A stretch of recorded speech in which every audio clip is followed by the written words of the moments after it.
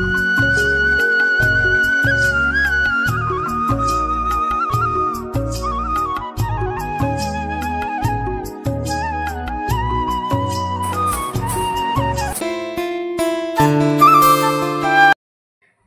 Everyone, welcome back to my channel. আমি সুস্মিতা। কেমন আছো সবাই? আশা করি ভালো আছো, সুস্থ আছো।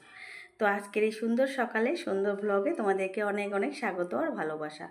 তো দেখো, আজকের ওয়েদারটা কিন্তু খুবই সুন্দর, হালকা হালকা হাওয়া দিচ্ছে আর মনে হচ্ছে বৃষ্টি হবে এরকম আর কি, মেঘলা মেঘলা আকাশটা। তো বন্ধুরা দেখো, আজকে ব্লগটা একটু দেরি করেই শুরু করলাম।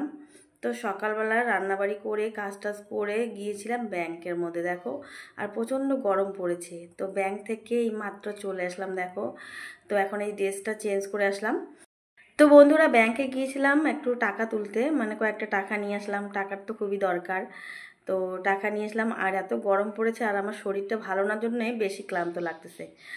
তো এত গরম পড়েছে না, সকালবেলা কিন্তু আকাশটা সুন্দরই ছিল, মেঘলা মেঘলা, কিন্তু এখন একটু রোদ্র উঠেছে আর প্রচণ্ড গরম পড়েছে, সেই জন্য একটু রেস্ট করছি।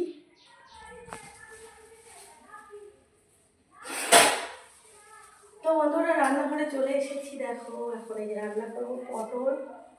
তো পটল দিয়ে কি সবজি বানাবো, চলো। আজকে ব্লগটা অবশ্যই ভালো লাগলে লাইক করবে, কমেন্ট করবে। তখন রান্না করবো। শরীরটা খুব খারাপ, একদমই ভালো না। চলো সবজিটা কেটে নিই।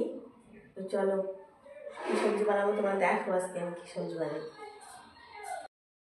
তো বন্ধুরা, সকালবেলা তো ভাত করেছি, রুটি করেছি, আলু ভাজা করেছি আর ডাল সেদ্ধ করেছি, কিন্তু সবজি কোনো কিছু করতে পারিনি। তো এখন দেখো সবজি করব, আর কি সবজি করব সেটা ভাবতে ভাবতেই তো একটা টেনশন। আর কি বলতো, আমাদের মতো বাড়ির বউদের মানে অনেক চিন্তা করতে হয়। সকালবেলা ঘুম থেকে উঠে মানে রাত্রিবেলা চিন্তা করে রাখতে হয় যে সকালবেলা কি রান্না করব।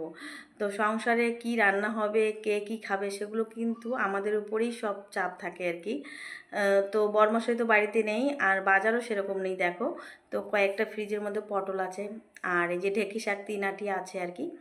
তো সেটা দিয়েই আমাকে আজকে চালিয়ে নিতে হবে। আর কি বলতো, এমন এমন কিছু সময় আছে যেগুলোতে অল্প কিছু দিয়েই সংসারটাকে চালিয়ে নিতে হয়, আর এইভাবে কিন্তু সংসারটা একমাত্র চালাতে পারে বাড়ির বউরা। মানে আমরা কিন্তু অনেক হিসাব করে চলি। তো কোনো সময় হয়তো সবজি কম থাকে, তো সেই দিনটা হয়তো আমরা সেই অল্প সবজি দিয়েই কোনো রকম বুদ্ধি করে কিন্তু সেই দিনটা আমরা পার করে নিই। তো প্রতিদিন যে বাজার করতে হবে, প্রতিদিন যে সবজি কিনতে হবে, সেটার কোনো কিন্তু কথা নেই। তো অনেক সময় দেখবে অল্প সবজি দিয়েও সুন্দরভাবে চালিয়ে নেওয়া যায়। তো দেখো, এই যে ঢেঁকি শাক হলো, ঢেঁকি শাকটা আলু দিয়ে ভাজা করলাম, আর দেখো বুদ্ধি করে একটা তরকারি রেসিপি বার করলাম নতুন। তো ডিমটা অমলেট করতেছি। তো আজকে কি করলাম বলো তো, পটল আলু ঝোল করতেছি। তো অনেক দিন ধরে জানো তো পটল আলু তরকারি করি না, তো আজকে পটল আলু ঝোল করলাম। আর সেটা দেখো ডিমের অমলেট করে, তো ডিমটা অমলেট করে নিলাম। 3টে ডিম, তার ডিমগুলো দেখো ছোটো ছোটো করে কেটে নিয়েছি। আর পাতলা পাতলা করে দেখো ঝোল করতেছি, হালকা করে, একদম বেশি ঘন করলাম না, কারণ ভাত দিয়ে মেখে মেখে খেতে হবে, সেই জন্য একটু পাতলা করলাম। আর ঢেঁকি শাকটা ভাজা করেছি, আর সকালবেলা একটু ডাল সেদ্ধ আছে। তো বন্ধুরা দেখো, আমার রান্নাটা হয়ে গেছে, আর রান্নাটা কিন্তু দেখতে হেভি হয়েছে। আর শাক ভাজা হয়েছে, সকালবেলার আলু ভাজা।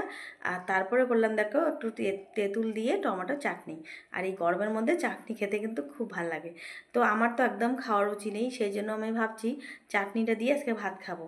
তো মাঝে মাঝে না এরকম রুচি হয় যে চাটনি দিয়ে ভাত খেতে। তো আজকে আমি এই যে টমেটো চাটনিটা করলাম তেঁতুল দিয়ে। তারপরে দেখো এক গাদা বাসন, আর রান্না করার পরে বাসন তো এক গাদা হবে, এটা জানোই। তো অনেকগুলো বাসন হয়েছে, তো বাসনগুলো এখন মাজতেছি। তো বন্ধুরা জানো তো, রান্না করতে যতটা সময় লাগে না, রান্নাঘর পরিষ্কার করতে কিন্তু তার থেকে দ্বিগুণ সময় লাগে। তো রান্না করা আমার কিন্তু খারাপ লাগে না, রান্না করতে ভালো লাগে, কিন্তু রান্না করার পরে এই রান্নাঘর পরিষ্কার করতে যা খাটনি হয় কি বলবো। আর রান্না করার পরে রান্নাঘরটা পরিষ্কার না করলে ভালোও লাগে না। আর কি বলো তো, পরিষ্কার পরিচ্ছন্নভাবে গুছিয়ে সংসারের কাজ করা এটা কিন্তু একটা অভ্যাস। এটা কিন্তু কোনো প্রতিভা নয়, বা কাউকে এটা শিখিয়ে দিতে হয় না, এটা কিন্তু এমনি এমনি হয়ে যায়। তো পরিষ্কার পরিচ্ছন্নভাবে সংসারের কাজ গুছিয়ে রাখা বা গুছিয়ে করা, এগুলো কিন্তু আগে থেকে শিখে আসতে হয় না।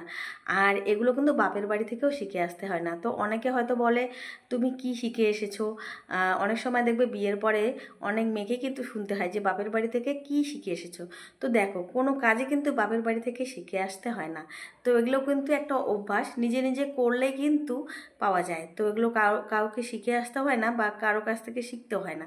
হ্যাঁ, তবে কিছু কিছু কিছু কাজ আছে মানুষ দেখে দেখে শেখে।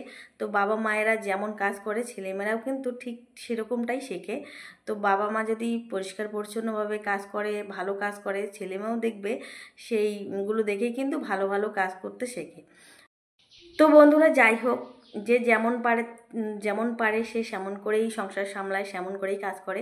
তো আমার কিন্তু অভ্যাস রান্না করার পরে রান্নাঘরটা সুন্দরভাবে গুছিয়ে একদম পরিপাটি করে সাজিয়ে পরিষ্কার করে রাখা। কারণ আমার অন্য ঘর থেকে রান্নাঘরটা সবথেকে বেশি আমার দরকারি মানে ঘর আর কি। আমি রান্নাঘরটাকে এতটাই ভালোবাসি যে রান্নাঘরটা আমার সবসময় পরিষ্কার লাগবে আর কি। তো দেখো, কেউ যদি আসে না, আমি কিন্তু তাকে রান্নাঘরে ঢুকতে দিই না। কারণ অন্য কেউ এসে আমার রান্নাঘরে ঢুকবে, রান্নাঘরটা অপরিষ্কার করে রাখবে, আমার কিন্তু একদম পছন্দ হয় না। তো আমার মা এসে মাঝে মাঝে রান্না করে, সেটাই আমার পছন্দ হয় না। মাকেই আমি কত বকা দিই। তো আমার বর যদি রান্নাঘরে আসে আমি বকা দিই, মানে আমার পছন্দ হয় না। কারণ আমার নিজের কাজ নিজেকেই গুছিয়ে রাখতে ভালো লাগে। তো বন্ধুরা রান্নাঘরের কাজ শেষ। তারপরে দেখো ড্রেসিং টেবিলটা এত নোংরা হয়েছে, কয়েকদিন ধরে মোছা হয় না। তো রান্নাবাড়ি শেষ হলো, ভাবলাম যে একটু সময় আছে, তো একটু আগে কিন্তু ছেলে চলে আসলো। তো এতক্ষণ কিন্তু বাড়িটা একদম ফাঁকাই ছিল। আর জানো তো, বাড়িতে কেউ না থাকলে আমি কিন্তু সুন্দরভাবে সংসারের কাজগুলো একা একা একদম টাইম মতো গুছিয়ে করতে পারি। কিন্তু বাড়িতে যদি কেউ থাকে না, তাহলে কিন্তু একটু কাজের এলোমেলো হয়, একটু ডিস্টার্ব হয়। তো যাই হোক, ছেলে চলে আসলো, ও স্নানে গেছে। আর আমি এদিকে দেখো, এই যে আলমারিটা আর এই যে ড্রেসিং টেবিলটা পরিষ্কার করলাম।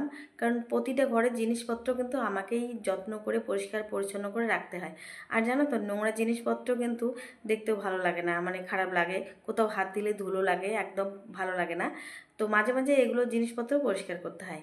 তারপরে দেখো, বিছানাটা সকালবেলা একটু পরিষ্কার করা হয়েছে, কিন্তু আবার দেখো একটু শুয়েছিলাম, তারপর দেখো বিছানাটা আবার একটু মানে গোছ পড়ে গেছে বা এলোমেলো হয়েছে, সেই জন্য বিছানাটা একটু ঝেড়ে পরিষ্কার করে রাখতেছি। তো বন্ধুরা এখন কিন্তু 2টো বাজে, মানে দুপুর 2টো। তো দেখো, সকালবেলা আজকে সকালের কাজ তো তোমাদের সঙ্গে শেয়ার করলাম না। তো এই যে দুপুরবেলা থেকে দুপুরে আমি কি করলাম সেগুলোই তোমাদের সঙ্গে শেয়ার করলাম, যেহেতু আমার শরীরটা ভালো নেই। তো বাইরের কাজগুলো তো সকালবেলায় হয়ে গেছে। আর এখন শুধু রান্নাবাড়ি করলাম, বিছানাপত্র পরিষ্কার, গোছগাছ করতেছি, ঘরবাড়ির জিনিসপত্র একটু ক্লিন করলাম, পরিষ্কার পরিচ্ছন্ন। তো দেখো, আমাদের প্রতিদিন তো এই কাজগুলো করতে হয়। বাইরের কাজ তো আমাদের প্রতিদিন থাকে না, কিন্তু সংসারের এই কাজগুলো আমাদের প্রতিদিন করতে হয়। তো বন্ধুরা দেখো, এখন খাওয়া দাওয়া হয়েছে, তারপরে বিকেলবেলা এই যে বোতল দুটো এখন পরিষ্কার করব। তো দেখো, আজকে বোতল দুটো আমি পরিষ্কার করতেছি চমক পাউডার দিয়ে। তো চমক পাউডার দিয়ে তোমরা যদি বোতল পরিষ্কার করো না, দেখবে একদম ঝকঝকে হয়ে যায় আর খাটুনি ছাড়ায় একদম একদম সেকেন্ডের মধ্যে হয়ে যায়। তো দেখো, একটু চমক পাউডার এখানে ঢেলে নিচ্ছি। তো বোতলের মধ্যে দেখো অল্প চমক পাউডার নিয়ে নিলাম, আর এখানে একটু জল নিয়ে নিচ্ছি। দেখো, এত আয়রন জমেছে না বোতলে, বোতলটা একদম দেখতে বাজে হয়েছে। আর এই খারাপ বোতলে, মানে এই বাজে বোতলে যদি জল ভরো না, যতই ভালো জল ভরো না কেন, জলটা দেখতে কিন্তু নোংরা লাগে। আর নোংরা জল, মানে নোংরা বোতলে জল খেতে কিন্তু কারো ইচ্ছে করে না। তো জল দেখবে যত পরিষ্কার হবে বোতল চকচকে, দেখো বোতলটা কত চকচকে হয়েছে। তো চকচকে বোতলে যেমনই জল হোক না কেন, জলটা কিন্তু দেখতে পরিষ্কার লাগবে, আর পরিষ্কার জল কিন্তু দেখলেই খেতে ইচ্ছে করে। তো সেই জন্য জল খাওয়ার বোতলগুলো অবশ্যই পরিষ্কার রাখতে হবে। তো বন্ধুরা এখন রাত্রিবেলা দেখো, রাত্রিবেলা খেতে বসেছি। আর আজকে দেখো অনেক খাবার রাত্রিবেলা। তো রাত্রিবেলা মানুষ কম খায় আর আমরা কিন্তু বেশি খাই। বন্ধুরা আজকের মতো এখানেই বিদায় নিচ্ছি, আবার দেখা হবে তোমাদের সঙ্গে নতুন কোনো ব্লগে। টাটা।